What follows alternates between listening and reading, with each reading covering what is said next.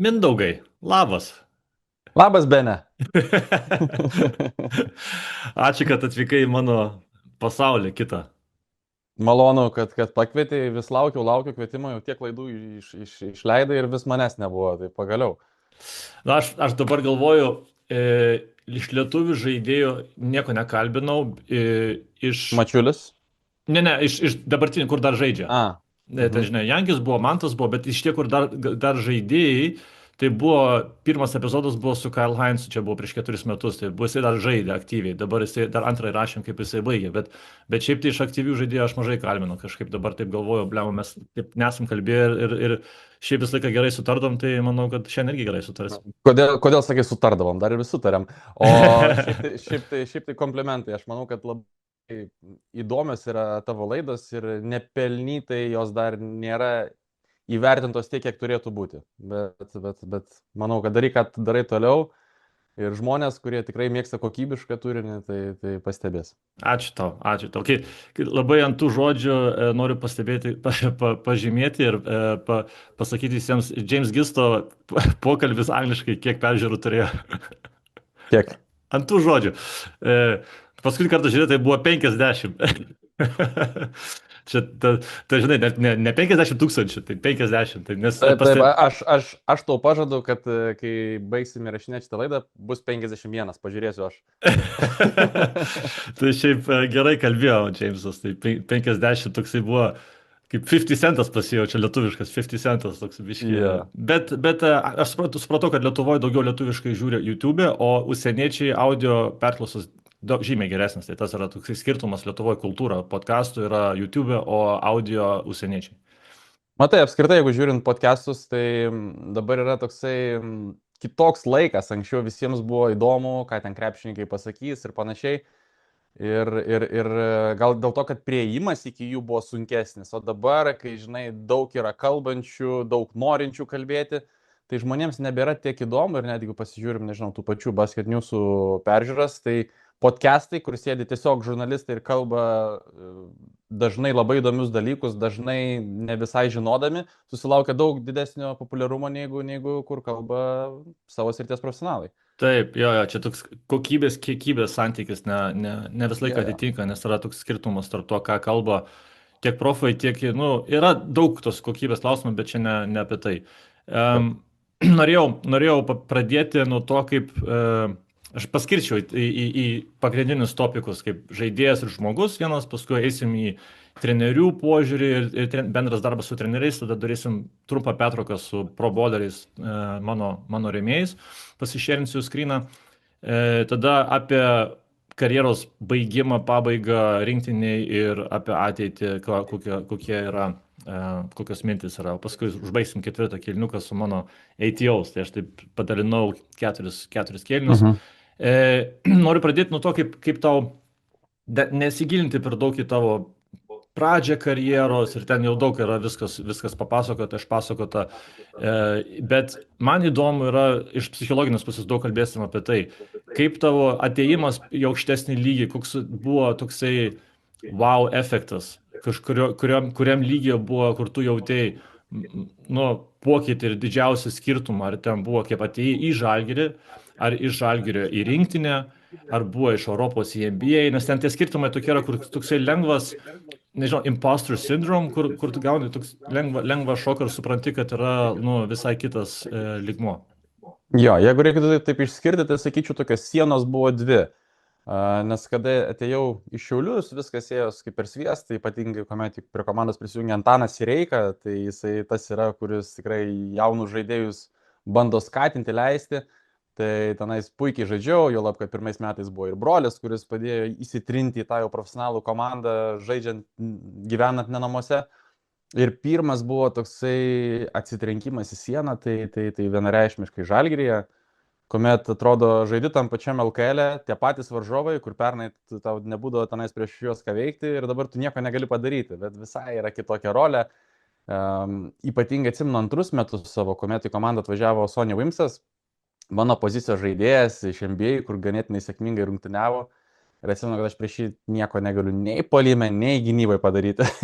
Ir tada supranti, kiek tau dar reikia dirbti ir tobulėti, kad įsitrintum, bent gautum kažkokią savo tą rolę.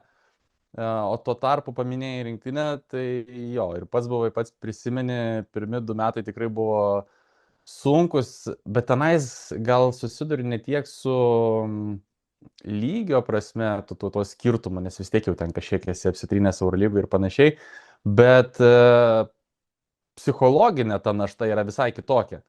Ir ją yra daug lengviau pernešti, kuomet tu daug žaidži, kuomet turi pagrindinę rolę, bet kada tu esi tokios ribotų minučių žaidėjas, tai prisitaikinti tikrai buvo ką veikti. Ir ypatingai vis tiek Jono Kazlausko ta filosofija buvo tokia, kad yra pagrindas, kokie 8 žaidėjai, kurie veža traukia visą tą vežimą ir likę tie 4 tiesiog turi padėti kiek gali. Tai va būtent kadangi aš buvau abiejose pusėse, tai galiu pasakyti, kad tikrai būti tarp tų 4, kur yra tokie pagalbininkai, yra daug sunkiau. Ypatingai kaip jaunas žaidėjas esi ir ateini, nes mes tais pačiais metais atėjom, 13 metais, ir buvo toksai kaip ir apsitrinimas vidur ir abiejų, ir toks suvokti tiek ir trenerio Kazlausko filosofiją ir rolių paskirstimą, tiek supranti, kas tu toks esi visam kontekste ir atrasti tą rolę savo. Jo, ir jo labiau, kad vis tiek rinktinė yra, mano visų pirma, neseniai daviau interviu ir klausė, kokia mano buvo svajonė ir išsipildė. Tai išsipildė, mano svajonė vis laik buvo žaisti rinktinėje, nes kaip bebūtų, aš esu tas vaikas, kuris gimė tada, kai atgavom nepriklausomybę, ir tu augi su ta Lietuvos rinktinės simbolika, kuri ten reiškia laisvę, kovą už savo valstybę ir panašiai. Ir man tas labai rūpėjo, ir kaip ir minėjau, atsisveikinimo su rinktinė savo kalboje, kad turbūt bus lengviau pabaigti visą karjerą, negu tą etapą rinktinėje. O grįžtant prie Jono Kazlausko, iš vienos pusės taip, bet iš kitos pusės, manau, dėl to ir buvo tos 4 metus mūsų rinktinė pakankamai sėkminga, nes pas jį nėra kažkokios labai daug informacijos, pas jį yra aiškumas. Ir netgi tu pats, kai esi vis tiek buvai skautas, tai gali pasakyti, kad deriniai mūsų net nelabai keitėsi. Ir aš atsimenu, mes žaidžiam su ispanais olimpiadoje, prieš kuriuos prieš tai buvome tenais pralaimėję finale, ir ateina vienas treneris iš ispanų, su kuriuo aš buvau dirbęs, ir sako, bet sako, jūsų deriniai net nepasikeitė, sako, man net nereiktų naujo skautingo daryti. Tai aš manau, kad pas jį ir buvo visa sėkmė tame, kad buvo labai didelis aiškumas ir labai toks didelis paprastumas ir tvarka.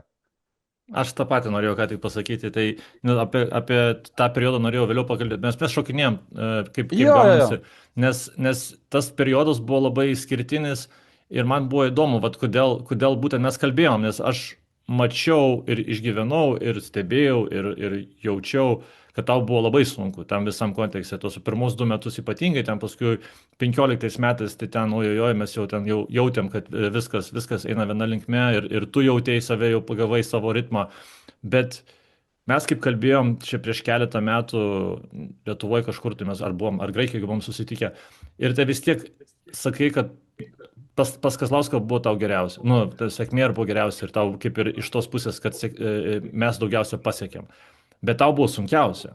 Aš kiek mačiau, kad vėliau, kiek buvo prie kitų trenerių, gal lengvesnė rolė, gal nebuvo tiek to svorio ant pečių, bet vis dėlto ta įtampa, ta vidinė, aš labai visą laiką pabrėždavau, kaip su žmonėm kalbėdavau pas trenerį Kazlauską, tu jautėjai tokią išskirtinę įtampą vidinę, kur tu pas save kažkaip tai tas automatiškai ateini su kitų atsinešimu, nes ir pastoviai esi alert, aš nežinau lietuvišką žodį, kur visą laiką režimas įjungtas ir nėra jokio tokio atsipalaidavimo per daug, kur tu tada save pastoviai automatiškai stumi ir tu turi jau negalvodamas apie tai. Kaip tu išjautei tą periodą? Čia manau, kad tiesiog žmogus turi tokią įgimtą savybę, tokią aurą. Tu pamatai jo veidą ir tu turi tokią kažkokią pagarbą, žinai, čia yra, net sakyčiau, kartais nepaaiškinami dalykai, čia mokykloje būdavo, atrodo, vieni mokytojai rėkia, bando būti griežti, bet jiems visiškai nesigauna, kiti tiesiog įeina į kambarį, į klasę, visi tyli ir visi klauso. Bet būtent Jonas Kazlauskas ir turi labai tą tokią didelę savybę ir netgi dabar, kai tu darai savo B8 summitą, kai buvo tas pasisėdėjimas ir aš einu iki baro pasimti vyno ir matau stovi Kazlauskas ir mūsų jau niekas nesieja ir aš ateinu, sakau, treneris, sakau, aš po šiai dieną dar prie jūsų, sakau, bijau pasimti to vyno. Tai tokia yra žmogaus tiesiog aura. Čia, žinai, vat, kaip ir būdavo Arvydas Sabonis įeina. Nu ir nėra jis pats iškalbingiausias žmogus ir negali pasakyti kažkokių įkvepiančių kalbų. Bet įeini ir visi nutyla ir visi tiesiog, ko ne, gal blogas žodis, išsigąsta. Tai, bet, Taip, sakau, sunkiai paaiškinami dalykai. Duotybė. taip, jo. Ir aš tą patį irgi galiu pakartoti, kaip buvo, jis man kažkada dabar skambino, aš buvau vakarieniai su draugėmis, mes tik pradėjom tą vakarėtą, sakau, nu atsiliepsiu.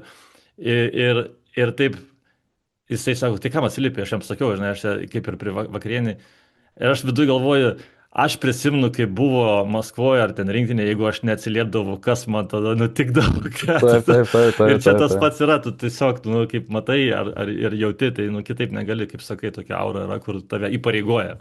Taip, vienareikšmiškai. O buvo sliding door momentai, kur galėjo, aš nežinau irgi lietuviškas reiškimų, kur galėjo visiškai viskas kitaip apsisukti ir įsisukti ir kitą linkmę nueiti tavo karjeroje. Tai iš tų periodo, ar tai rinktinė, ar tai buvo toksai kirtinis momentas, gal pasakyti. Buvo ypatingai po New Yorko, bet čia nedetalizuosiu, aš noriu kelis faktus pasilikti ir savo, ir kada baigsiu karjerą, nežinau, ar papasakosiu, ar dar kažką, nes aš mėgstu kalbėti su visais kalbu, bet turiu kelias temas, kurių nenoriu iškalbėti, kad dar turėčiau tokį cinkelį, kad žmonėms būtų įdomu ir atsisveikinu. Gerai, laikysim intrigą, bet aš apie tos periodus, nes kaip sakau, mes kartu augom faktiškai rinktinėje, ne? Aš ten gal tas paskutinis ten langus nebuvau, ten 22 metais nebuvau, bet iš esmės nuo 13 iki pat beveik galo, ne? Ir aš tave mačiau skirtingose būsenose, tiek tą pradinį periodą, kur buvo pas Kazlauską, kur buvo jaunas žaidėjas, atėjęs, kylantis, norintis, ambicingas ir ten pastoviai tą frustraciją išjaučiamas, bet tu drebėjai, norėjai, iš geros pusės drebėjai, ne, tas visas buvo, o paskui aš mačiau sunkumą išgyvenantį, ne, tiek iš to asmeninio gyvenimo, tiek paskui rolė pasikeitė, tiek aš mačiau, netgi sakyčiau, nerimą išgyvenantį, kur mes turėjom pokalbis ir tu manim pasitikėjai, mes ten iškalbėdama visokius požiūrius ir rolę ir treniruočių metu, o paskui mačiau visiškai atsiskleidinti ir laisvą ir besišypsanti kitą žmogų, faktiškai. Man buvo tokie 3 periodai labai, kur aš tave galiu padalinti į tam tikras 3 dalis. Kaip tu matei savo transformavimą, kur tau buvo tas toksai kirtiniai momentai, kur tu keiteisi? Žinai, aš kaip paskutinius, nežinau, turbūt 4-5 metus jaučiuosi tiek aikštelį, tiek už jos ribų, tiek rūbinėje. Aš pagalvoju, kodėl aš nebuvau toks nuo pat pradžių, nes tada ir kitiems aplinkui yra daug smagiau, ir man yra daug lengviau. Kažkiek susiečiau tai su vaiko gimimu, esu tai nekartą sakęs, kad tiesiog iki to tau yra tiesiog krepšinis visiškai number one ir tau, kad ir kas vyksta, jeigu kažkiek nežaidė, jeigu kažkiek blogiau sužaidė ar pralaimi, tu labai imi save, labai pergyveni, bandai ieškoti savy priežasčių, bet tas nėra lengva, tu dažniausiai tada, daugiausiai žmonės ieško priežasčių kituose, kad va čia treneris į mane vienaip žiūri ar kitaip ir na, iš dalies tas yra visiškai normalu. Ir kuomet gimė tas vaikelis, tai tada supranti, kad persisuka tavo šiek tiek prioritetai. Ir gal keista tai girdėti ar sakyti, kad tas krepšinis jau nueina į antrą planą ir tada tau yra daug lengviau. Tai aš sakau, būtent siečiau su tuo ir labai gaila, kad nepersilaužiau savyje anksčiau, nes būtų ir pačiam daug maloniau rungtyniauti, aplinkiniam būtų daug smagiau kartu būti ir tie rezultatai galėjo būti dar geresni. Nes atsirado visiška tokia ramybė. Ramybė ir jautėsi aplink tave toksai, visiškai švaruoj su savim buvai. Tam periodui ir taip viską priėmė visai kitaip ir visai buvo galima kalbėtis, nes buvo periodas, kur buvo labai didelis jautrumas išaugęs. Ir būna pažaidėjos tas periodas toksai. Bet aš ir sakyčiau, kad tu norėtum, kad taip anksčiau būtų vykę, bet aš manau, kad tai beveik neįmanoma yra tas anksčiau įvykti. Taip, taip, bet svajoti nedraudžiama, žinai. Ir, žinai, bet kaip pirmas, kur jaunas, sakai, krepšininkas, tai viskas yra normalu, tas jaunatviškas maksimalizmas, dar nedaug supranti dalykų. Aš atsimenu, kai atvažiavau į rinktinę ir ten, pavyzdžiui, Jonas Mačiulis, kas jam gal nebūdinga, kažkada pasikvietė asmeniam pokalbiui, kad ramus būčiau, kad nuo ko pradėti aikštelė ir taip toliau ir panašiai. Ir man tuo metu atrodydavo, kad čia nesąmonės kalba, čia ne taip yra. Ir po to, kai ateini į jų amžių ir galvoju, plemba, kokie jie buvo teisūs ir čia labai daug atžvilgių. Tada tas antras etapas, kur aš buvau jautrus, tai vėlgi tuo metu galbūt tos expectationai tie buvo iš manęs tokie gan nemaži, tu nori tą įrodyti, apsikrauni savo galvą, galbūt kartais netgi per gerai apie save galvoji ir va taip ir išeina ta tokia frustracija. Mhm. Nenoriu per daug veltis į asmenį gyvenimą, tai tu pats sakyk, kiek tu nori sakyti, kiek tu nori veltis, bet man yra tą savo skyrybų periodą išgyvenęs ir tada rinktiniai į profesionalų gyvenimą, tarkim, pereina vis tiek kažkokia našta, nes tu nešiojasi su savim tą tokį sunkumą. Kaip tu sugebėjai atsiriboti, kuriuose momentuose tu gal galėjai daugiau atsiriboti, kaip tu galvoji, kad tu galėjai sukontroliuoti šitą procesą, ar tokie dalykai yra natūraliai labai sunkiai išgyventi? Nu, nekalbant vieną apie tą konkretų epizodą, bet apskritai dažniausiai, kai turi kažkokių bėdų, nori kažkur pabėgti. Tai kartais man tas krepšinis net padėdavo. Automatiškai atėjęs į aikštelę galvoja apie derinius, kur bėgti, kaip stengtis, ką daryti, kaip įmesti, o ne tas, kas vyksta už aikštelės. Tai man sakyčiau, netgi tuo metu visai ir neblogai, net ir sekė žaisti. Iš pykčio.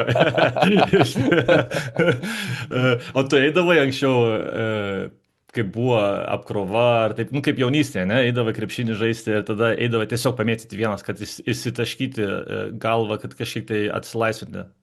Aš žinai, kai pagalvoju, čia labai nuskambės, man niekada nepatikdavo tie žmonės, kur sakydavo, mano laikais, va čia nais, kur tėvai eidavo 20 km į mokyklą per sniegą ir dar 2 vilkus nušaudavo. Tai man niekada nepatikdavo tos istorijos, bet aš kai pagalvoju apie save, tarkim, 11 klasiai, kuomet žaisdavau Sakaluose, Marčiulionkiai ir dar 2 mėgėjų lygos komandose, aš esu per vieną dieną turėjęs 4 rungtynės per visą dieną savaitę.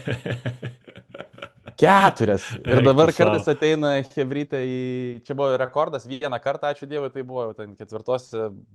Buvo su Sakalais, tai ačiū Dievui, neleido treneris į aikštelę, bet vis tiek tu žinai, apšilimą darai, kažkiek tu rašiesi. Ir dabar čia būna vis tiek jaunimėlis, ateina pas mus ir tai treniruoti, prisijungti ir ne, šiandien mažesnis krūvis, vakare rungtynės.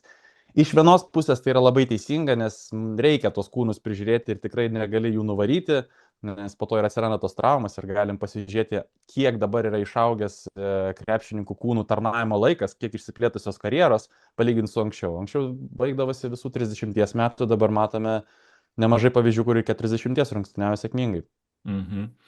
Ir apie tos visus sunkus periodus, pavyzdžiui, tu tiki psichologais, sporto psichologais ir tą kaip įrankį žaidėjim? Vienareikšmiškai, tai vat, gal galėjau tai jau papasakoti, bet dar papasakosiu, tai vat, būtent pirmas sezonas Žalgiryje buvo toks, sakyčiau, visai neblogas kaip pirmasis sezonas, antras sezonas prasidėjo ir tada pasikeitė treneriai ir buvo visiška duobė. O kai duobė tuo metu krepšinė, tai duobė yra visur ir Mantas Kalnietis bendraudavo su psichologu Gintautu Cibulsku ir pasiūlė man, aš pas jį nuėjau ir mes iš tikrųjų ir po šiai dienai dar susiskambinam, dabar jau dažniau gal ne kažkokių problemų spręsti, bet tiesiog šiaip pasikalbėti. Ir dažnai būdavo, kad jis pasako tuos dalykus, kuriuos tu kaip ir žinai.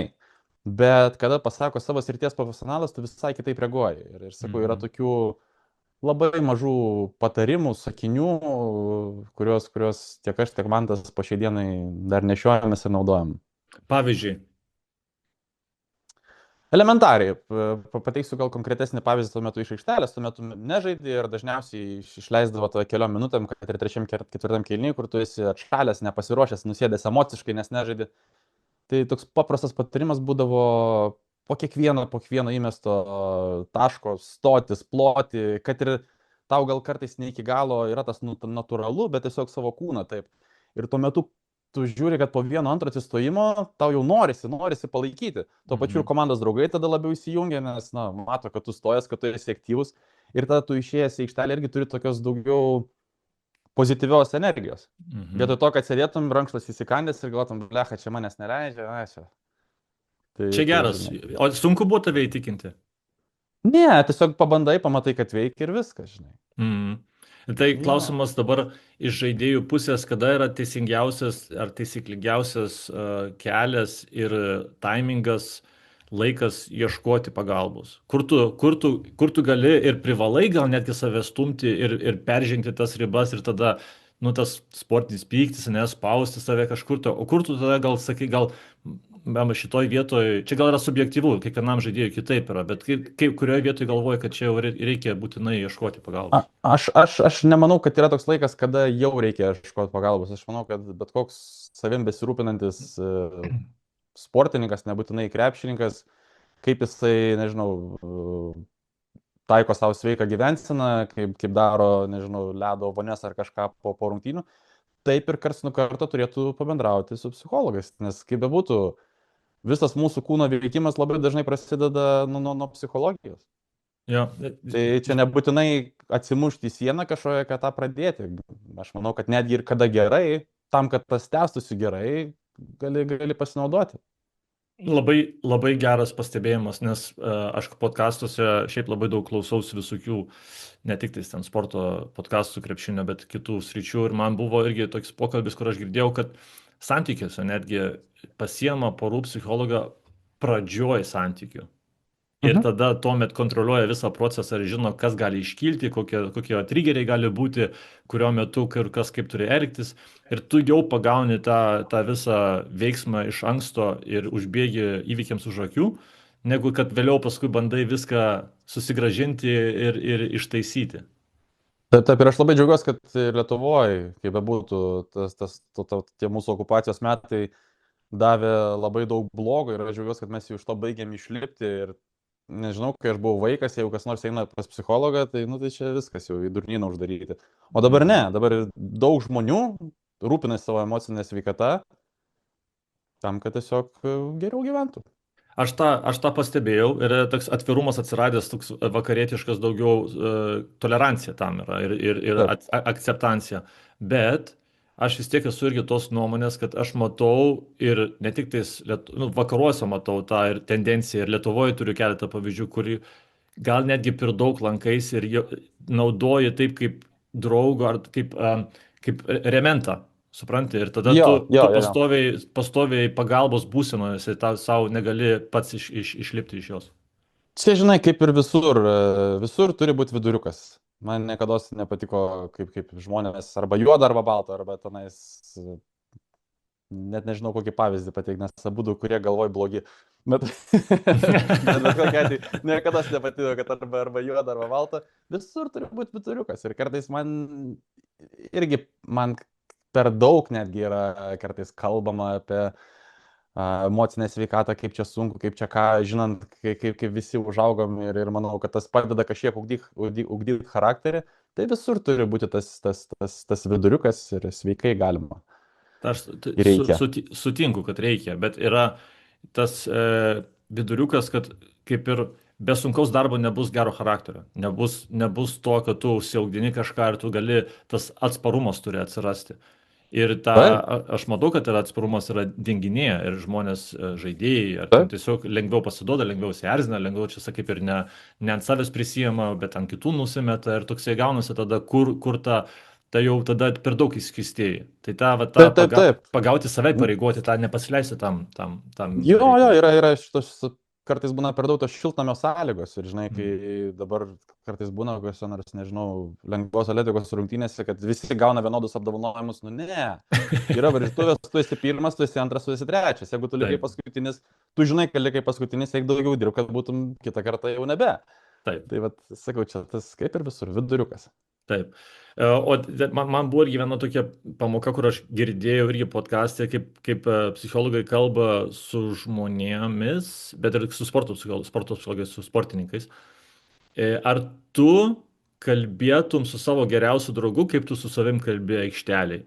Ir čia yra tas toksai, man buvo tokie kaip, aha, žinutė, kur aš tada galėjau irgi žaidėjams perteikti, nes matai tą frustraciją, matai tą pyktį, matai kaip save greuži pastoviai. Ir čia yra gal to iš jaunatviškumo, gal kažkiek tai yra, aš matau pas jaunų žaidėjus, kurie ambicingi, kurie tokie užsispyrę, nori to, bet tu pastoviai tada save niekini. Ir tą man įdomu, kokie pokalbiai pas tave buvo, nes pavyzdžiui, pas Andrew Agassi Open knygą esi skaitęs. Ne.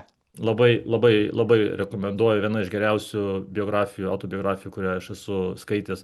Ant kiek jisai nekentė tenisą, ant kiek jisai viduje tiesiog buvo piktas ant savo tėvų ir jisai nekentė tenisą, realiai. Jisai buvo spaudžiamas žaisti ir viduje tie pokalbiai buvo tikrai ne patys geriausi. Dar kita knyga Inner Game of Tennis, irgi apie tenisą, bet ir apie savo vidinę pusiausvyrą ir kalbėsime su savim. Tai man įdomu, kaip tu su savim kalbėdavai.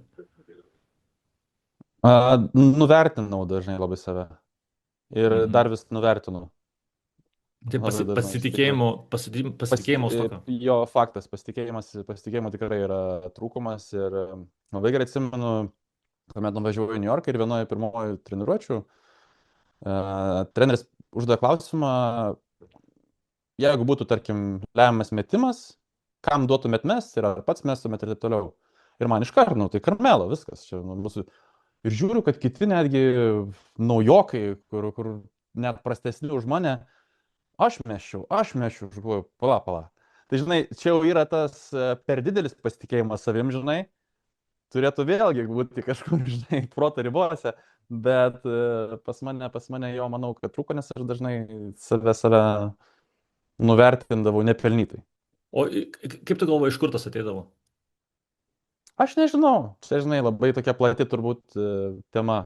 Nežinau, gal vėlgi užaugau šeimoje, kur mandagumas, pagarba kitam, kad dar nusileis tenais ar kažką karts nuo karto. Tai gal tas ir ateina, nes mes su abudu su broliu panašus, gal čia gimti dalykai. Neįsivaizduoju nuoširdžiai, žinai, bet...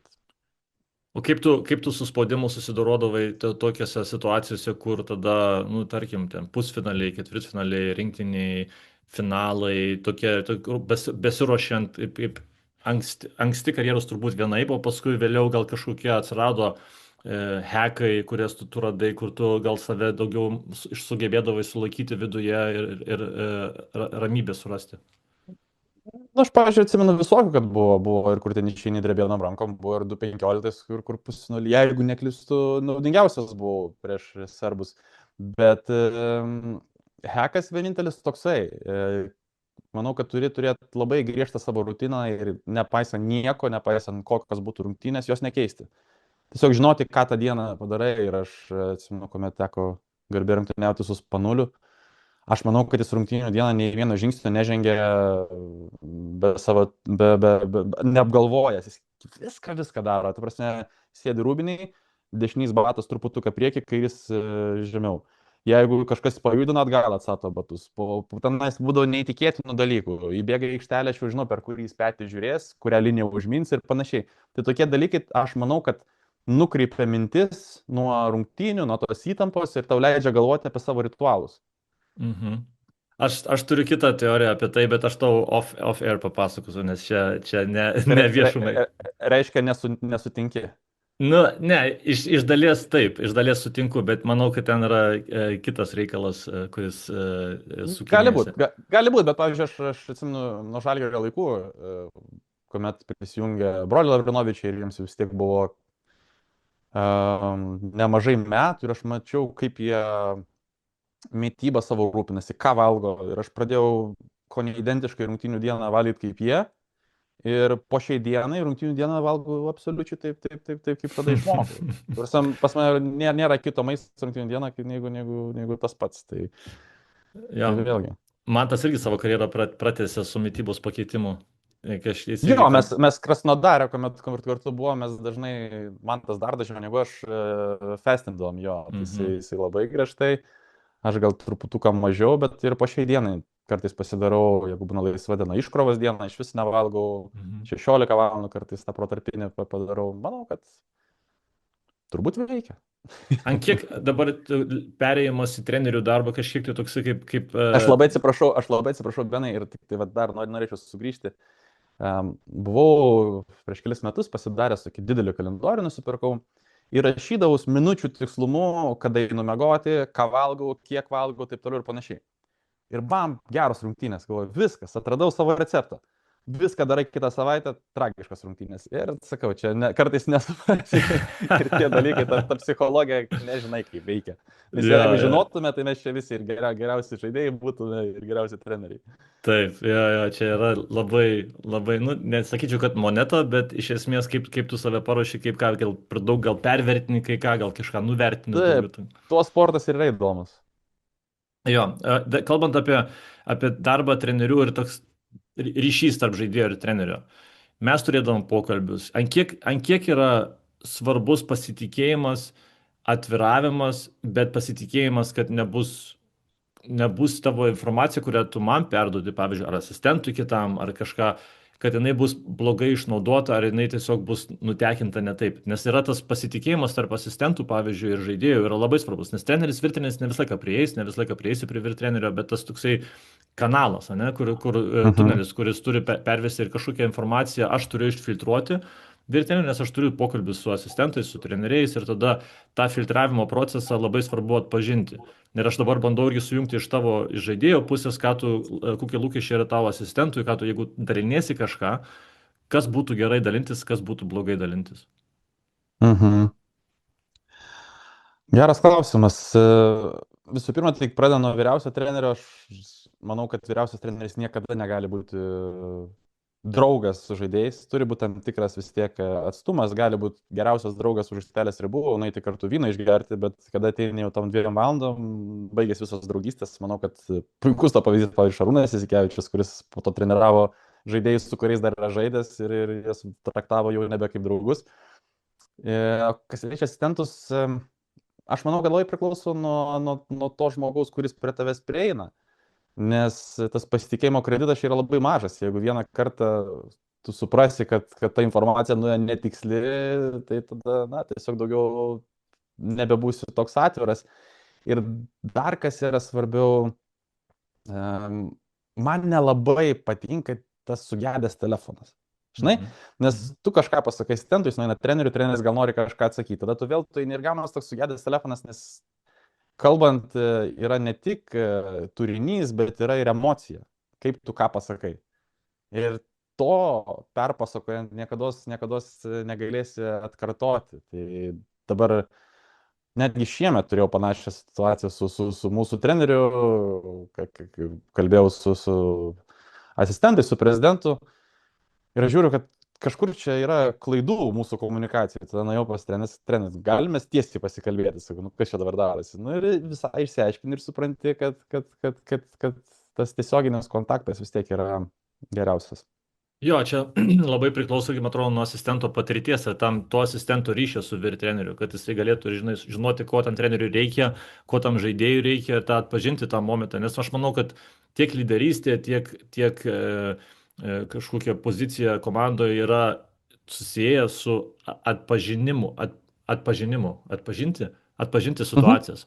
Nes tu turi pagauti tą momentą, kaip asistentas, kaip žaidėjas, kažkokie momentai yra, kur taip labai lengvai yra praleidžiami ir jie nesureikšmina, bet jie tada taip, aš dabar negalėčiau to duoti konkretaus pavyzdžio, bet yra kartais gal kaip kažką asistentas arba treneris pasako vienam žaidėjui vienaip ir pasako kažką taip labai lengvai apie gynybą arba apie kažkokį dalyką, kur niuansas yra ir man tada jau sukasi, kaip galėtų būti interpretuoti jo ir kaip jisai interpretavo ir kaip kiti interpretuos, nes viskas yra komunikacijoje, daug kas yra, ne viskas, apie interpretaciją. Jo, man žinai, labai dažnai būdavo po sezonų arba po čempionatų, kuomet jau visi kartu susėsdavom vakarienės ir tada dingsta visi oficialumai. Ir tada tu kalbi su tais pačiais treneriais ir tu tik tada supranti, kodėl jie vienokius ar kitokius dalykus darė. Nes tu kaip žaidėjas, tu neprieini, kas vyksta jų kabinete, tu nežinai ir, pavyzdžiui, tu nesupranti, kodėl čia šiandien vienokia ar kitokia treniruotė, kodėl šiandien tavęs reikia, o rytoj tave giria. ir po to tik po sezono tu supranti, tai va, tas atvirumas gal galėtų truputėlį būti anksčiau. Ir aš sakau, aš su mūsų treneriu Čiajekė turiu tikrai gerą santykį. Ir jisai pasikvietė, laimėjom geras svarbės rungtynės ir jisai sako, dabar bus video. Sako, aš duosiu visiems labai daug velnių. Sakau, kodėl, sakau, tai geros rungtynės. Sako, būtent, sako, nes jūs matau, sako, kad galit, sako, jau pagal vakar treniruotę, kad galit užmigti šiek tiek ant laurų. Sako, tai aš biškai noriu duoti spaudimo, sako, kad visi dar vis liktų tame gerame ritme. Ir sakau, pavyzdžiui, jeigu aš nežinočiau, sėdėčiau kaip žaidėjas tiesiog ir ant manęs rėktų, tai galvočiau, ko iš rėkia, tai geros rungtynės buvo. Bet sakau, viskas yra kartais daugiau negu mes galvojame. Jo, treneriai iš esmės labai netgi yra linkę overthinkinti ir per daug, per toli kartais numastyti, nes tada jau persidės ir mes irgi pereisim dabar irgi lengvų būdų į taktiką, nes čia toksai yra labai geras transitionas, kiek yra overthinkinimo ir kiek tada žaidėjai blaškosi tame. Kaip, trenerio Kazlausko tas pats posakis buvo dviprasmybės, ne? Kartais būdavo dviprasmybės, mes jau apie tai labai dažnai kalbėdami. Legendinė frazė. Bet iš esmės yra teisybė, nes yra kartais su to dviprasmybėm mes kartais kalti būnam, nes mes kartais irgi kaip treneriai tada labai toli galvojam ir tada tą ištransliuoti yra labai, gali būti vėl apie interpretaciją, ne taip vienoje situacijoje vienaip, kitoje situacijoje kitaip. Tu turi tą tokį, turėti kažkokią liniją, kur visiems būtų aišku nuo pat pradžių, kurioje situacijoje kaip elgiesi, kaip giniesi ir nesvarbu net derinio vardas, pavadinimas turi situaciją, turi tą atpažinti. Bet atsiranda tie dalykai, kur tada neaiškumas iš to trenerių, aš buvęs kambariuose, kur tada ratu kalbi ir tu tada grįžti prie to paties, kur tu kalbėjai, pradėjai ir visi ieško treneriai 100% atsakymo kiekvienoje situacijoje ir jo nebus ir jo nėra. Ir tada klausimas, kurio momente tu komandai perduodi tą 80% variantą, kuris tinkiamiausias yra gal šitam varžovui. Ir visus kitus variantus tu tiesiog pasiruoši planą B, planą C ir tada reakcijas. Nes nebus 100% sprendimo. O tas yra, aš manau, dabar įdomu, kaip tie žaidėjai iš tos pusės mato, kaip mes tada kalbam, kažką pertikėm ir tada kokie klausimai gali atsirasti, kaip tu matai, kad yra kažkur tai tie nesusipratimai. Jo, labai dažnai overthinkinat ir tu labai dažnai overthinkinai. Atsimenu, kuomet žaidėm berods su Egiptu ar Meksika ir tu sakai, dabar derinys numeris 1 ir tu rodai gal 4 opcijas iš to ir galvoji, benai. Tarsi parodyk pagrindinę tą mūsų opciją ir mes jau tenais išsiskaitysim, jo labai, kad šiandien, žinai, žaidžiam. Ir tada ta rytinė treniruotė užtrunka, galva apsikrauna ir galvoja, blema, kam to reikia, tai tu esi būtent ne veltui tas treneris, žinai. O šiaip man patinka dažnai, kaip Javtokas yra pasakęs, kad nėra iš tikrųjų gerų ar blogų sistemų. Yra svarbiausia, kad visi būtų on the same page ir visi dirbtų max iš visų jėgų. Žinai, aš, kai turėjęs daug tų trenerių, daug tų sistemų, negalėčiau pasakyti, kuri tai teisingiausia. Pavyzdžiui, pas Plaza būdavo tokia sistema, kad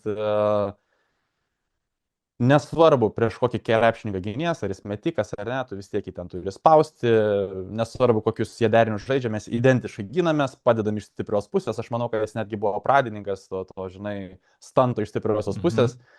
Ir tada daug ką labai nustebindavo, nes tiesiog veržėsi ir tu padeda iš kas nors stipriosios pusės, tuo metu nepadėdavo ir mes 2 metus patekom į ACB pusfinalį.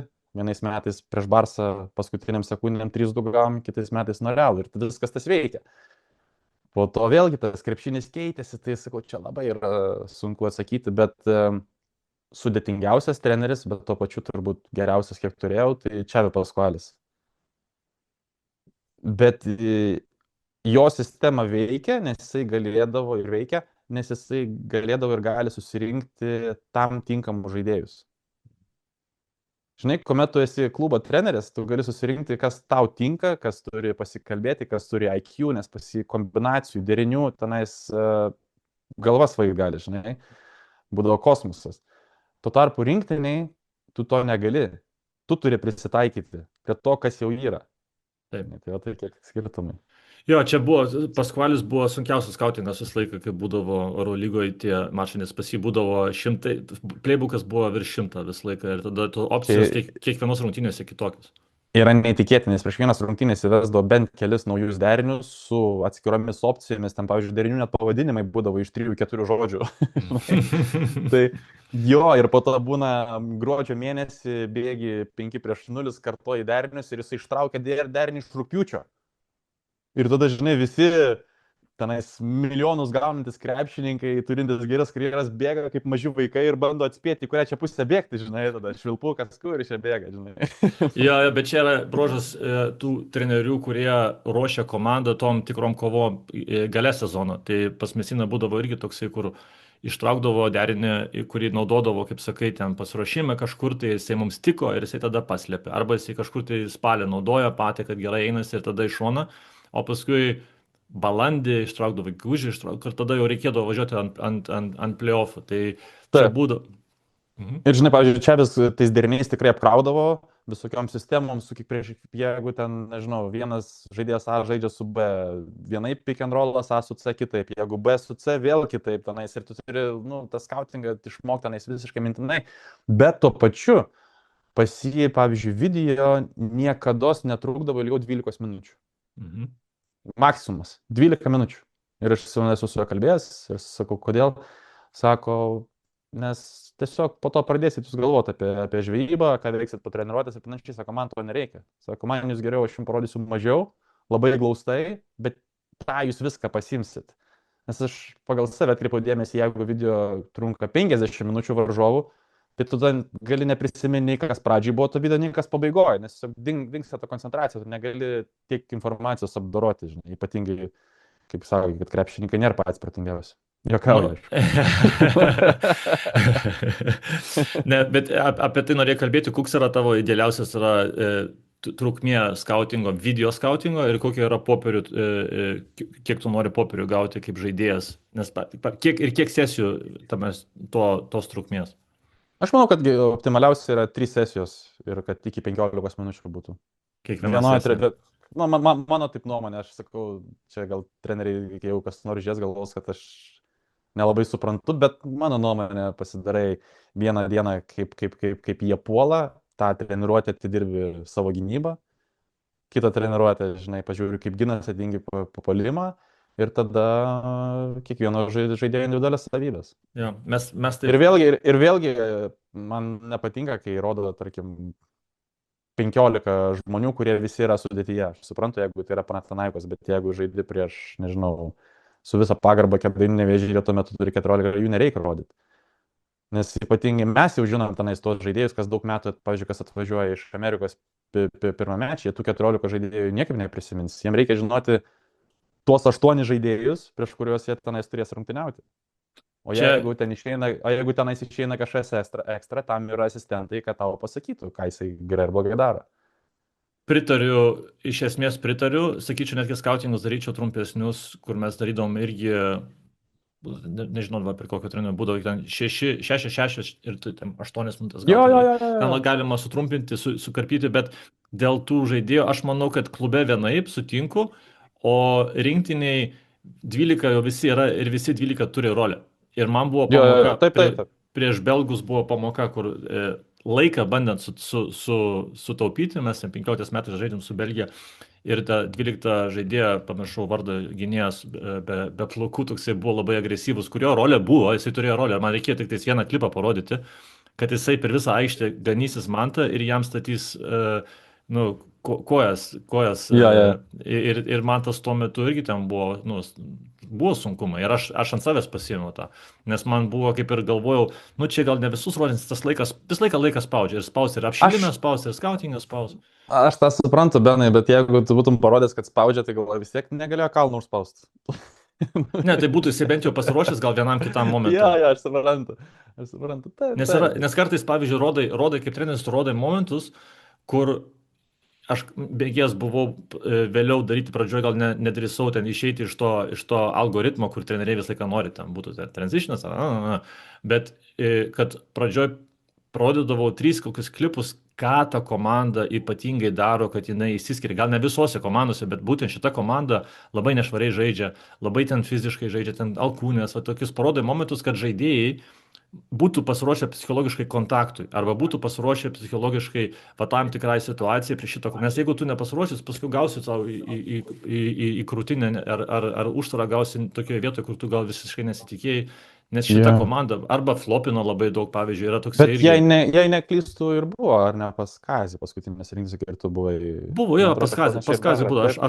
Aš pradžioj savo karjeros nedrįsdavau tą daryti, o paskui matau, aš kaip žiūriu, ten žiūrėdavau, ten 4 varžybas, gal ten žiūrint priklauso nuo laikotarpio, nuo komandos, ir tada matai, nu, besikartojantis vaizdai. Ten komanda visą laiką flopina, ten 3-4 žaidėjai, vis išmokinti yra flopinti. Ir arba ant lentos eina beprotiškai. Va tokius momentus reikia pabrėžti, manau. O popierius? Popierius aš tai skaitau. Kokio ilgio? Kokio ilgio, na, dažniausiai vis tiek ten jau tikrai būna visi žaidėjai surašyti ir aš nežinau, svarbiausia, žinai, procentaliai, kur veržiasi daugiau į kairę, į dešinę, daugiau meta, daugiau nemeta. Čia, žinai, aš kalbu apie tos žaidėjus, kurių nežinai, bet dažniausiai jau, kai daug metų žaidėjai, jau žinai tu tos žaidėjus. Mes, pavyzdžiui, šiemet su Kardica, su čia komanda, 4 kart jau žaidėm. Tai jau tu ten, žinai, ir jų derinius kaip nulūtus ir viską, ir jau, žinai, tas skautingas nebėra toks svarbus. Tai manau, čia irgi vėlgi nuo tų varžovų priklauso labai. Matai, treneriai labai daug ką daro. Bet man tik tai labai dažnai yra nuvertinamas trenerių asistentų darbas. Nes aš kaip pats, kokį vienareikšmiškai, aš kaip pats kokį reels ar kažką noriu sukarpyti, tai kiek užtrunka. Ir aš po to, žinai, tu visai kitomis akimis žiūri, tu pasižiūri, yra iš, tarkim, 4 rungtynių epizodai. Vadinasi, tas treneris turėjo peržiūrėti 4 rungtynės. Išsikirptos geriausius epizodus. Juos sudėti, apipavidalinti, paruošti kalbą. Čia yra kosmosas ir tada, nu, kai tą supranti, irgi ateini su visai kitomis akimis. Ta pati popierių paruošti yra labai daug reikalų. Jo, man čia buvo pačioje pradžioje, man paskui kaip supranti tą, tai išsifiltruoji, ką reikia, ką nereikia daryti iš esmės, bet yra tas darbas, santykis tarp to, kiek tu įdedi ir kiek tu paskui rodai ir išgauni, yra kosmiškai skirtumas. Ir dar santykis, kiek tu įdedi ir kiek pasiekia ausis ir kiek naudos tai duoda. Taip. Ir čia yra frustracija kiekvieno asistento, skauto, kurie tada tą darbą įdeda. Ir tada, jeigu dar, gal kartais būna netgi ir treneris nelabai supranta, nelabai užjaučia, ar nelabai, nes jisai nori vienaip ir viskas. Ir ten tada tu dėk daryk, kaip tu supranti, bet man reikia to ir to ir to. Ir tu darai, bet tada, kiek tada jisai yra žaidėjų vertinamas, ar matomas ir išgirstas. Ir jeigu neklystu, ar ne Songaila pasakojo, kad buvo irgi nusiusti skautingai ir treneris matė, kiek atsidarė, tai beros tenais čia ne Šiauliuose, bet kažkurioje komandai, ar gal kaip pats žaidėjas buvo, ir kad iš visos komandos buvo vienas atsidaręs. Žinai, kai būna tenais atsimti e-mailą ar kažkur, žinai. Tai mes New York'e buvo vienas etapas, kai turbūt treneriai pajutė, kad tenais nelabai tos skautingų ten žiūrėjo kas. Būdavo quizas. Tai davo tas ir tas žaidėjas, papasako apie jį. Ir žinai, gerai, jeigu tu gauni Lebroną, nu tai viską gerai daro, žinai, tenais, bet jeigu gauni kokį 13 žaidėją ir tada jau turi būti pasiskaitę, žinai. Tai man tas visai buvo įdomu, tu galbūt jauties kaip čia mokinys ar kažką, bet, nu, tavo čia darbas, tu turi išmokti, tu turi būti pasiruošęs. Taip, jo. Prieš neriant į pertrauką trumpai apie mikroklimatą svarbą, nes man tai būdavo visą laiką labai įdomus laikotarpis, kaip reikėdavo eiti į medicininį kambarį ir tada girdi visokius švilpukus ir ženklus, kur tada čia jau temos turi keistis. Tai ant kiek medicininis kambarys yra svarbus mikroklimatui. Labai svarbus. Labai, ir žinai, kuo mūsų ten daugiau susirinkdavo, tuo geresni rezultatai būdavo. Žinai, tais pačiais 23-ais, kur turbūt pasaulio čempionai, kur turbūt abu galim pasakyti, kad buvo vienas geriausių įsimintiniausių čempionatų, nors ir nepavyko laimėti medalių, tai tada visą laiką po rungtynių, ar tau reikia procedūrų, ar nereikia, eini tenai, sėdi, kalbi. Dar mes su tavimi esam kalbėję, ir kai buvom prieš tai Taivane, ir labai buvo brangus mobilus ryšys, ir mes tenais nieks to interneto per daug nepirkdavom. ir važiuodavom ten treniruotę ar į kokią vakarienę 40 minučių. Nu ir ką, vietoj to, kad skrolintum ar ten kažką žiūrėtum kokį filmą, ar ten dabar šachmatai žaidžiu, tai tada sėdi ir kalbėsi. Ir tas labai padeda. Žinai, čia tu vis tiek, koks yra sulipimas, supratimas už aikštelės, dažnai tas persiduoda ir į aikštelę. Ir lygiai tas pats ir su treneriu, žinai, kai tu turi pagarbą jam, tai tu ir norėsi už jį viską atiduoti. Taip, jo. Čia tas mobilus ryšys dabar telefonai tai kaip nuodas yra visam bendravimui, apskritai komunikacijai, interpretacijai, savybės asmeniškos, kiek keičiasi, kiek jautrumo atsiranda. Labai ir ta komunikacija, kaip sakai, greuna viduje, nes tu automatiškai atsiriboji. Ir ten, nors ir ten rodai kokį rilsą juokingą ar kažką, tu vis tiek nesi pas žmogų, tu esi kitur. Ja. Labai, labai daug naudų iš tų telefonų, bet daug ir žalos. Čia reikia atsirinkti, žinai, kaip ir informacijos internete, žinai, yra labai daug, bet jeigu tu žiūrėsi tik to, kur ilsus, tu nieko iš to nepasimsi. Bet jeigu gali kažkokį rasti, nežinau, straipsnį, kokį nors istoriją, video, tai tau gali ir suteikti naudos. Taip. Nersim trumpai į mano sponsorių ProBallers.com. Neriam. Ir visi, kas nori daugiau panerti, tai siūlau eiti į Mindaugo Kuzminsko profilą. Einam į Sauliaus. Tai Sauliaus galės irgi pažiūrėti. Dabar norėjau... Galėjom pernai kalbėti, statistika būtų geresnė. Negali pernai jau.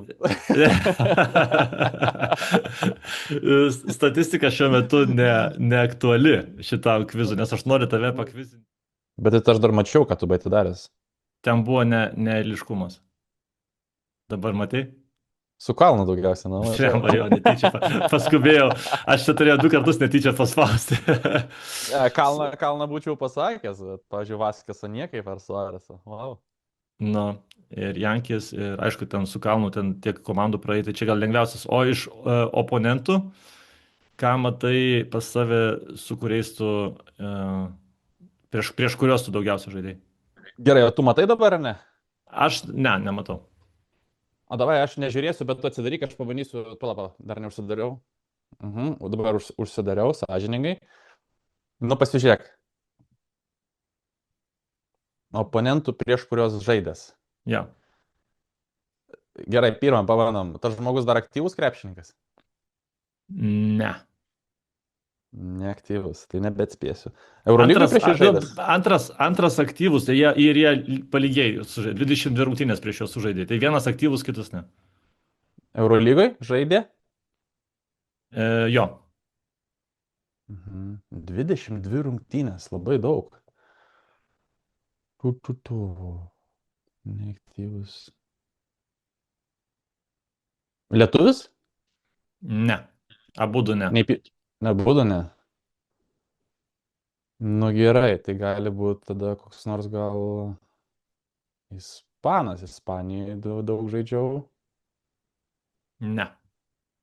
Ir ne Ispanas, Amerikonas. Ne. Vienas vokietis, kitas juodkalnietis. Abudu centrai. Nu, bet ne, Vucevičius negali būti juodkalnietis. Nu, tarsi jis yra juodkalnietis, bet Vucevičius nesutik kartu žaidęs turbūt.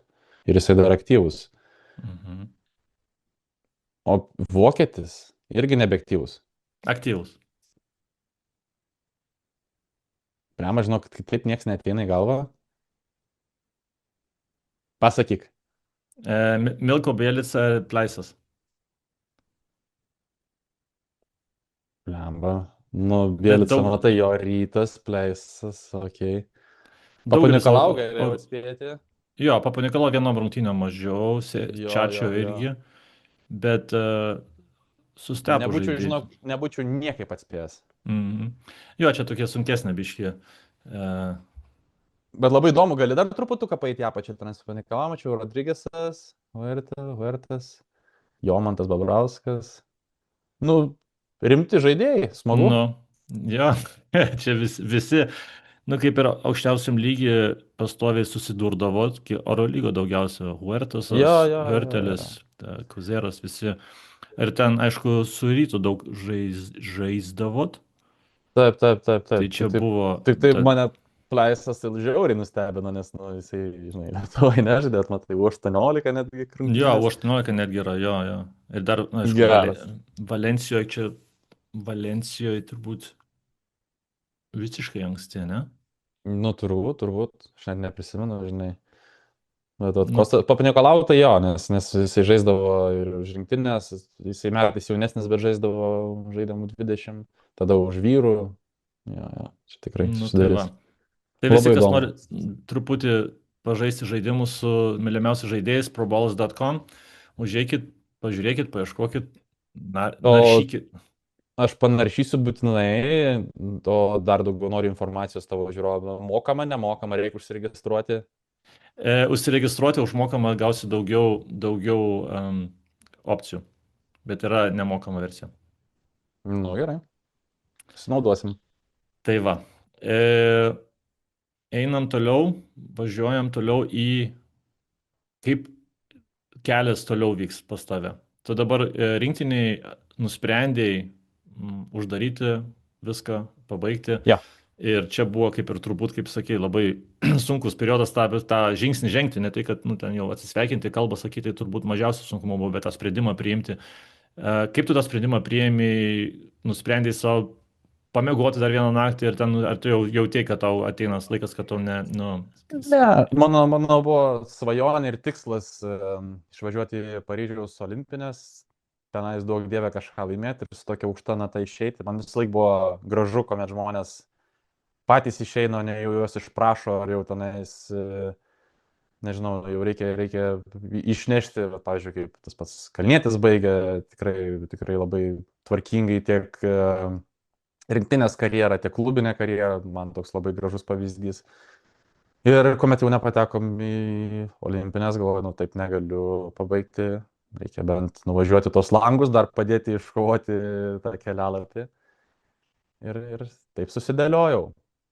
Tai sakau, ta mintis jau buvo tokia pribrendusi ir manau, kad labai labai savalaikė. Buvo labai keista žiūrėti čempionatą šį ir tiesiog nežinau, ypatingai kuomet pradėjo rinktis visi į viešbutį ir tu, plemba, renkasi, tai kur aš, žinai, nu, viskas. Jo, tas per teliką žiūrėjimas tai irgi nėra, man irgi nebuvo lengvas vienu metu, tai toksai keletą variantų buvo, kaip aš į Celticsus atėjau ir man reikėjo, ir tada žiūrėdavau, Caską žiūrėdavau per teliką pirmus metus, tai toksai būdavo, what? Kaip visi pažįstami veidai, treneriai, viskas ten kaip ir žinoma, aišku, ir tada, nu, aš čia sėdžiu vienas ir žiūriu, nu, visą savo tą traibą praradau. O man žinai, šį kandidatus pirmą kartą patekau 11, 12 buvau kandidatas ir nepatekau į rinktinę, nuo 13, nu realiai visi čempionatai, langai, net atsimenu, Zenitą žaisdamas, skridau ten su 3 skrydžiais į langą, kad sužaisti, tai buvo labai keista, nes nu, didelė karjeros dalis ir dėl to ir sakau, kad klubinė karjera turbūt gali būti lengviau net pabaigti, nes vis tiek tie klubai keičiasi ir nėra tokio prieraišumo, yra prieraišumas plačiai sporto šakai, pačiam darbui ir tas tikrai nebus lengva, ta tranzicija niekam jinai turbūt nebūna pati lengviausia, bet nėra tokio prieraišumo būtent vienai komandai. Bet kokios mintis tau dėliojasi apie ateitį, apie tai, kad tu svarstai, galvoji, kada tai įvyks, ar tu kalbėsi su žmonėm, kurie jau baigė karjerą ir kaip tu natūraliai, ar tu natūraliai nori prieiti prie to momento ir tada nuspręsi tuo metu? Kalbuosi, bet, žinai, visą laiką tu tariesi, kalbėsi, bet sprendimą priimi pats. Tai jeigu, pavyzdžiui, pakalbėčiau su Mačiuliu, tai sakytų, žais, kūdė, nebaug durnas, nebaig, visą laiką spėsi pabaigti. Jeigu kalbėčiau su Kalnu, sakytų, blemba, gali geriau pabaigti ir labai faina po karjeros čia gyventi. Tai visokių tų nuomonių yra ir čia nežinau, ar man bus smagu pabaigus karjerą ar ne. Bet yra vis tiek tokie kelios dedamosios. Tai vienas tai yra tas, aš dar manau, kad galiu žaisti, dar noro turiu. Kita vertus, ačiū Dievui, kad mano karjera buvo tokia, jog nereikia man būtinai žaisti dėl finansinių dalykų, tada gali tiesiog kitai visai viską galvoti. Ir vis tiek auga vaikutis. tėvai sensta, laikas tas vis tiek bėga ir tu visą laiką būni vis tiek ne Lietuvoje per 2 mėnesius vasarą. Ir tada tiesiog tuos dėliojas prioritetus ir kartais pagalvoju, blema, gal jau užteks, gal jau laikas, žinai, grįžti, turėti kalėdas po 12 metų namuose, traukti šiaudą iš tos, žinai, iš postaltėsis, nes niekada negali žinoti, kaip tas gyvenimas pasisuks, kaip ir sakau. Vieni auga, kiti sensta ir norisi dar kuo daugiau tų akimirkų visiems pabūti kartu. Tai nesu nusistatęs kažkokios datos, esu nusistatęs maksimumą, iki kiek galėčiau žaisti, jeigu ten visos aplinkybės būtų tobulos, tai iki tol, kol sūnus Jonas pradės eiti į mokyklą, bet nemanau, kad tiek tempsiu. Manau, kad kūnas galėtų, noras irgi, bet vėlgi dėl tų argumentų, kuriuos prieš tai pasakiau, nemanau, kad tiek teks. O ta programa tokia minimum, tai net negaliu žinoti, žinai, gali nutikti ir kitą vasarą, gali dar kitą, čia priklauso vėlgi nuo pasiūlymų, aš tikrai nenorėčiau važiuoti į pralaiminčią komandą, kur visą laiką bloga atmosfera ir dar nedaug dievė koks nors blogas miestas, nes dėl ko? Dėl algos nežaisiu, o apsikrauti save blogom emocijom, parnešti jas į namus, ką man to reikia.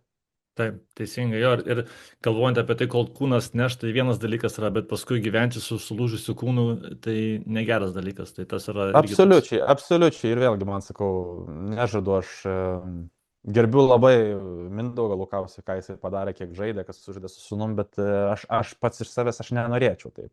Aš sakau, vėlgi norėčiau pabaigti jau aukštesniam lygiui ir niekada nesakyk niekada, bet dar neplanuoju ten važiuoti į su visą pagarbą žemesnio lygo komandas, ar ten NKL, ar dar kažką, kam tas patinka, kas nori to ir suderina su viskuo, tai čia vienareikšmiškai tik tai pagarba, aišku.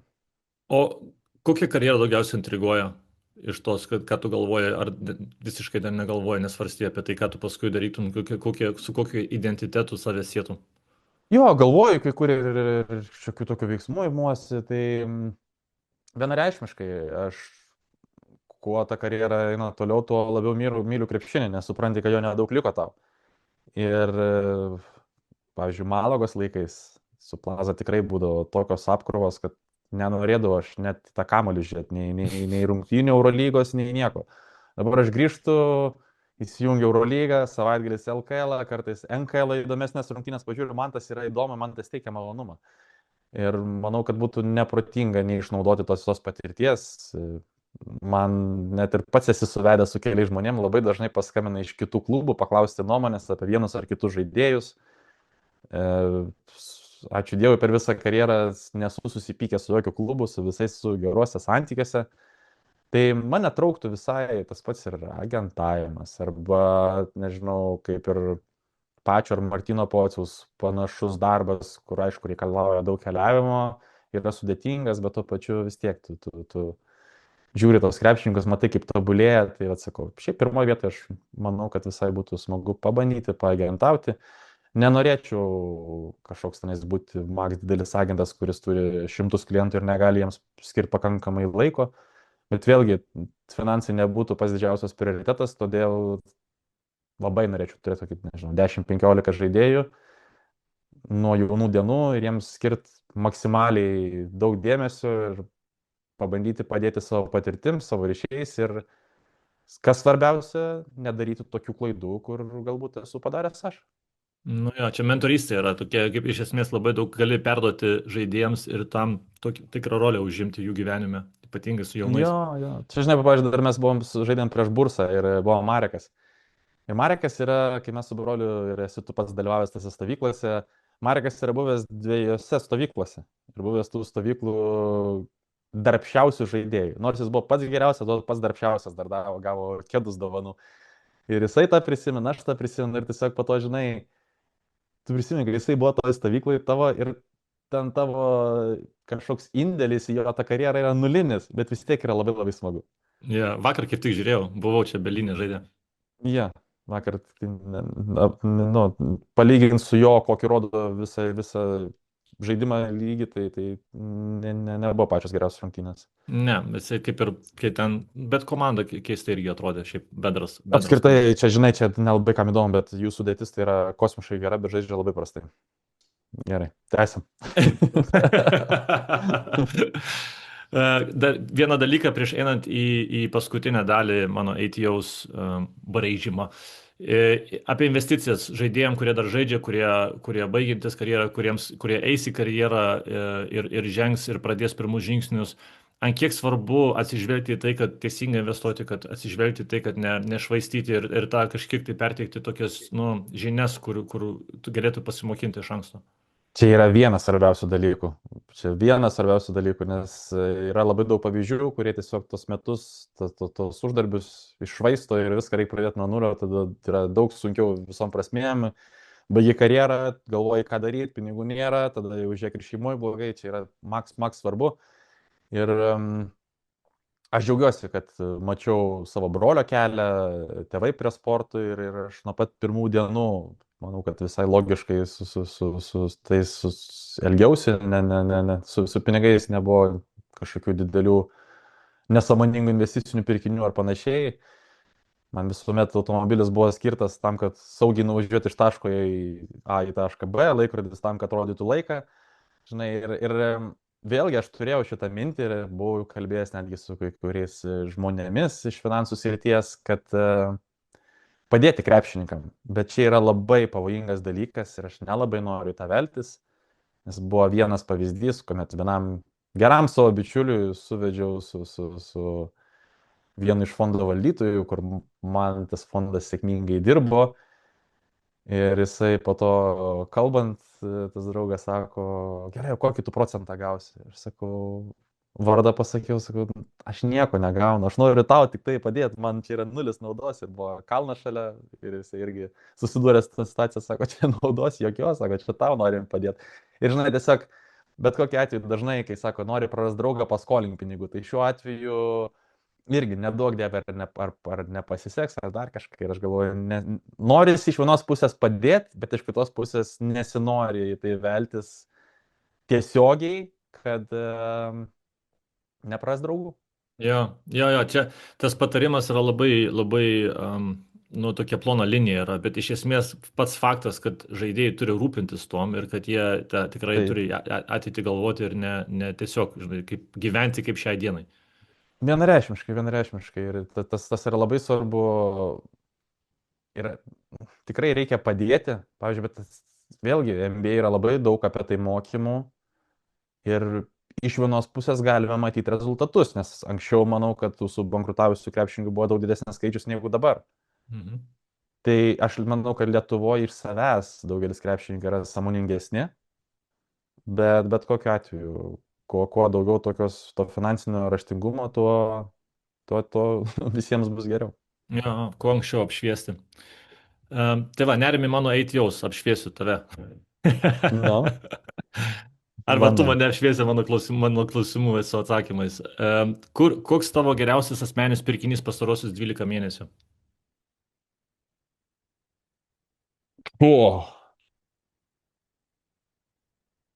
Geriausias asmeninis pirkinys pastaruosius 12 mėnesių.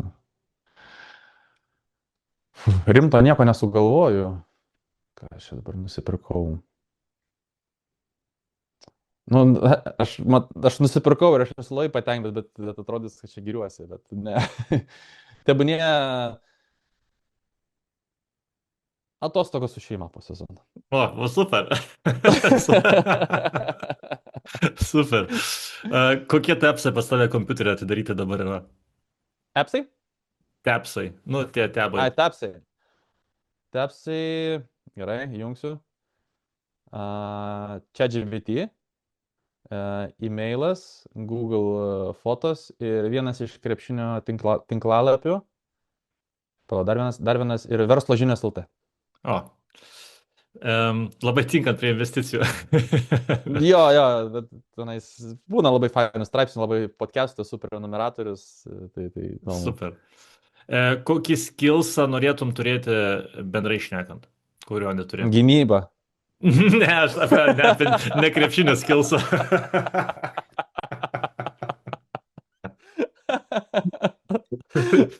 Ai, ne krepšinio. Neįsiduok, Mindė. Ne, čia žinok, yra, man mama kažką davė patarimą, jinai labai mėgėja iš savęs pasijuok, sako, juokis iš savęs, tada sako, žinai, kitiems jau nebus iš ko, tai Taip, žinai. taip. Skilsą, realų, ta prasme, ne hipotetinį, ne? Taip, taip, taip, realų skilsą. Gal tiesiog turėti daugiau tokio apsukrumo. Aš manau, kad aš jo kažkiek turiu, bet norėčiau dar daugiau, nes kai pagalvoju, kiek šalių žaidęs, kiek žmonių sutikęs, manau, ir kuomet paskaičiau dabar neseniai knygą vieną apie Lietuvos politiką ir tu supranti, kaip kai kurie dalykai darosi, kaip reikia naglai eiti, kaip reikia naglai kalbėti ir panašiai, ir ieškoti tų ryšių, tai vad gal to šiek tiek trūksta, nes aš manau, kad galėjau savo tą karjerą išsukti ne tik krepšinėje, iš tų šalių, kuriuose esu žaidęs. Kokį žodį panaudoji? Apsukrumas, sakiau? Jo, Apie šitą? jo. Apsukrumas, blema, kaip čia išversti, Man nežinau. pamoka. Apsukrumas, na toksai gal, toksai kaip žinai, pavyzdžiui, verslininkai, geri verslininkai būna apsukrus. Na, žino, va čia padarysiu tą, čia įvysiu su to pakalbėsiu, tą, žinai, ten, pavyzdžiui, nežinau, žaidė Amerikoje, susitinki su žmogum, kuris turi savo kokią nors gėrimo firmą, žiūrėk, davai čia gėrimą šitą vežam į Lietuvą, žinai. Arba ten kaip Uspaskichas su rusais turi, žinai, ryšių, davai dujas vežam į Lietuvą.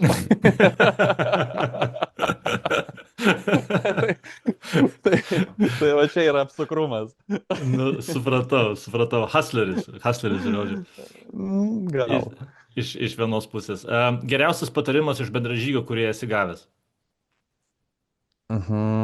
Tai gal, žinai, labai yra paprastas ir aš kaip tik vakar vienam iš mūsų legionierių, kuris išgyveno sunkų laiką, kaip tik sakiau, kad angliškai, žinai, control what you can control. Labai paprasta, bet, nu, labai teisinga. Žinai, jeigu tu gali kažką kontroliuok, jeigu tu negali, tai kam tai fokusuotis, žinai, jo. Labai paprasta tiesiog. Ir dar Kazlauskas buvo geras pasakęs man, sako, jeigu turėtum tokius kiaušus kaip mama, būtum labai geras krepšininkas.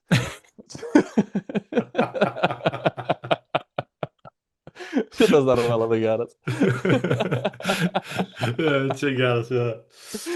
Čia Reelsas bus, va čia Reelsas bus. Informacijos mityba arba informacijos dieta tavo, kokia yra, kuom tu, na, žmonės sakau, verslo žinios arba ką tu skaitai, ką tu online žiūri, ką tu seki, koks tavo informacijos, ne krepšinio. Jo, aš labai mėgstu knygas, bet dažnai atrodo, kad neturi ko laiko, ar dažniau neturi valios prisiversti. Žinai, tai aš parsisiunčiau, dabar yra reklama, bus audioteka, kur yra knygų įrašai. Tai nuostabiai man veikia. Aš kiekvieną dieną važiuoju 30-40 minučių į salę, tai aš ten per kelias dienas vis laik po knygą išklausau, labai įdomu. Esu patronas nemažai žmonių, tai tą patį Algirą Ramanauską klausau, ypatingai politinėmis temomis, man tas labai įdomu. Bet lietuviškai Malinauskas yra, tada yra, jo, lietuviškai žiūriu, tada yra lietuviškas dar Proto Pemza. Tenais irgi apie istorinius dalykus, apie visokius ir psichologinius, ir visokias istorijas. Labai man irgi patinka, kaip ta hebra viską pateikia. Užsienietiškai bandžiau, vieną man knygą rekomendavo apie filosofiją ir būtent tenais susijęs su Atėnais, su Graikija, su ta filosofijos kilme ir panašiai. Bandžiau angliškai klausyti ir, žinok, man buvo per sudėtinga. Aš nesiskundžiu anglų kalbos žiniomis, bet arba aš turiu labai įsitempę sėdėti ir klausyti, ir dar kai kurie tokie sudėtingesni žodžiai, tai būdavo man ganėtinai sunku. Ko tikrai neklausau, tai Tuckerio Carlsono. Tikrai neklausau. Bet aš turiu šiokį tokį, galima vadinti, nežinau, fetišą ar kažką. Tau turbūt nelabai ką sakys tie vardai, bet aš ten dažnai įsijungiu tiesiog pasižiūrėti, kaip kai kurie ten lietuvių, na, tokie, nežinau, podcasteriai nusišneka politinėmis temomis, kokias sąmokslo teorijas gildena ir man labai būna įdomu pasižiūrėti. Pasijauti biškį. Laiko švaistimas, bet neįtikėtina. Gerai, Ir žinai, kaip paskutinis. pavyzdžiui, Aha. aš atsiprašau, pabus ilgesnę laidą, paklausys, ką man įdomu. Nu, supranti, žinai, kai tau feedas Facebook'e dažnai meta tą, ką tu žiūri. Ir žinai, aš bam, kažkaip man išmetė, kad ten žmogus kalba, kad Žemė yra plokščia, ten, žinai, taip toliau. Ir aš pasižiūrėjau vieną įrašą, antrą, ir aš ten, nežinau, pusvalandį garo žiūrėjau jau tą Facebooką ir dabar man pastarą savaitę vien tokias teorijas ir meta. Pasimovė ant algoritmo. Jo, kad kitą savaitę ten kažkas paleista ir kitą savaitę bus minus 70 Lietuvoje. Tai vat. Jo, aš irgi pastebėjęs irgi, kad taip, keletą nusinti reelsų, keletą pasižiūri truputį ilgiau ir viskas jau. Taip.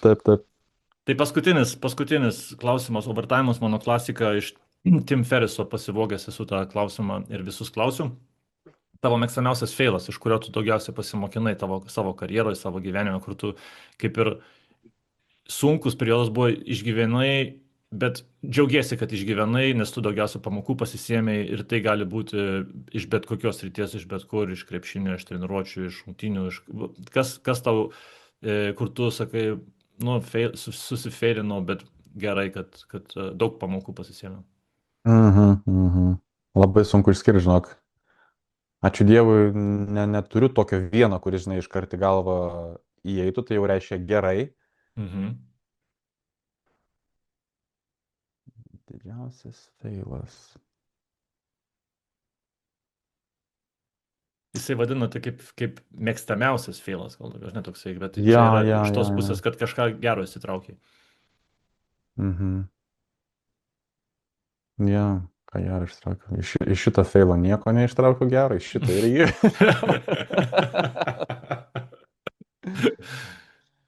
Ai, prisimenu gal vieną, bet čia toks nebus jis labai didelis, bet kada jau pasirašiau su Žalgiriu,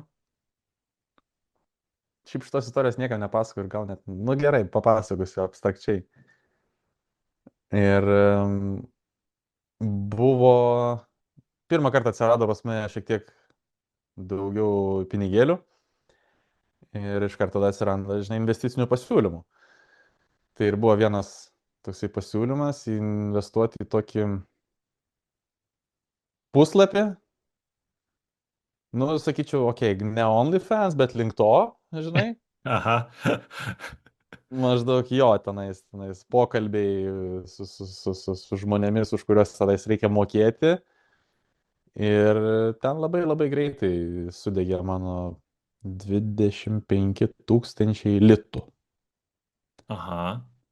Ir tada buvo turbūt vienintelis mano toksai skaudžiausias, žinai, nudegimas finansinė prasme, po kurio labai labai gerai atsirinkdavau, kad ne visos idėjos yra geras. Nu, bravo, jo. Va čia, bet dar normaliai prasisukai, kaip jeigu ne taip kiti. Labai, tai jeigu dabar su infliacija ir eurais išvertus, tai tikrai normaliai. bet tuo metu, žinai, buvo dideli pinigai. Ne, aš tai suprantu, bet kiti krepšininkai tuo metu gal netgi daugiau yra praradę. Jo, tai vienareikšmiškai. Čia apie tai kaip, nu, tai tokios, kad tik tais tokios klaidos būtų, tai čia vis tiek pinigai jau realiai dideli, bet kiti krepšininkai, kurie gavo realiai labai didelius pinigus, jau yra irgi net ten numetę. Tai va, Mindė, ačiū tau labai faina buvo, tikiuosi, kad aš tave čia ne per daug su klausimais trilinau. Ne, labai smagu, tik tai gaila, kad, žinai, vėlgi ta koncentracija žmonių nėra tokia ilgai ir norėtųsi, mes tam pat, žinai, kai susitinkam visą laiką labai ilgai kalbam, dar galėtume čia kalbėti. Taip, ja. Tai ačiū tau už kvietimą, buvo smagu.